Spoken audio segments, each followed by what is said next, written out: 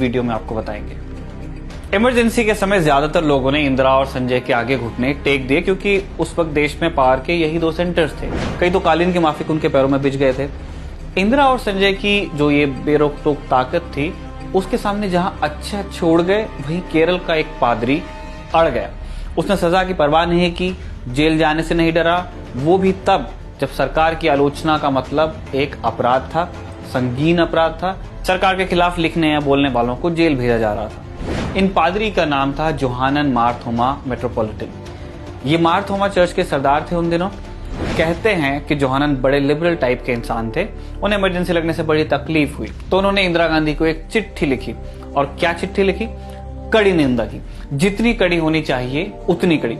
जोहानन ने इंदिरा को लिखा कि वो इमरजेंसी वापस लें, विपक्षी दलों के नेताओं को जेल से रिहा करें, राजनीतिक बंदियों को आजाद करें और मीडिया और फ्री स्पीच पर लगाए गए सारे प्रतिबंध हटाएं। आगे बढ़ने से पहले आपको इस मारथोमा चर्च के बारे में थोड़ा बता देते हैं। लोगों को ऐसा लगता है कि ईसाई मतलब ईसाई, है ना, एक यूनिट की तरह वो पूरा रिलीजन है, लेकिन ऐसा नहीं है। ईसाई धर्म में बहुत सारे पंथ हैं, जैसे कैथलिक्स होते हैं, प्रोटेस्टेंट्स होते हैं, और इनके अलावा भी कई सारे चर्चेज हैं। ईसाई धर्म में एक खास तरह के चर्च का मतलब होता है धर्म की एक खास शाखा, एक खास परंपरा। तो ये जो मारथोमा चर्च है जिसकी हम बात कर रहे हैं, उसका एक किस्सा है कि सन 52 में सेंट थॉमस नाम के एक संत जहाज पर बैठकर केरल के क्रांगनौर पहुंचे।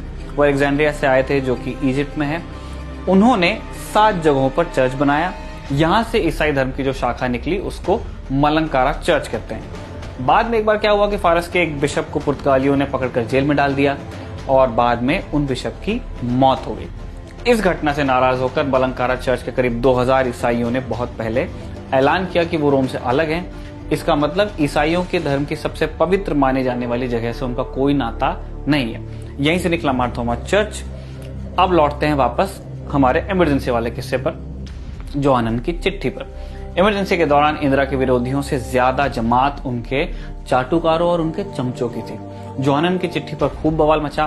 कितना, इसका अंदाजा आप इस बात से लगाइए कि अभी कुछ दिन पहले गोवा के आग बिशप की चिट्ठी वाली खबर आपने सुनी होगी। उस चिट्ठी में ऐसा था कि मोदी सरकार की आलोचना लिखी हुई थी, ऐसा कहा गया। फिलहाल कोई इमरजेंसी नहीं लगी है, फिर भी उस चिट्ठी पर जमकर बवाल हुआ। अब ये सोचिए कि इमरजेंसी के वक्त, जबकि फ्री स्पीच पर अलग अलग तरह की बंदिशें थी, पावर के खिलाफ लोग बोलने से डरते थे, तब जोहानन की लिखी उस चिट्ठी पर कैसी प्रतिक्रिया हुई होगी। इंदिरा गांधी की सरकार में एक ओम मेहता नाम से नेता होते थे। उनके पास गृह राज्य मंत्री का पद था। वो फायर हो गए। जोहानन को अरेस्ट करना चाहते थे। बाकी कांग्रेसी कार्यकर्ता और समर्थक जो थे, उनका अपना मजमा चल रहा था। वो लोग जोहानन के खिलाफ विरोध करने लगे। उनकी गिरफ्तारी की मांग होने लगी।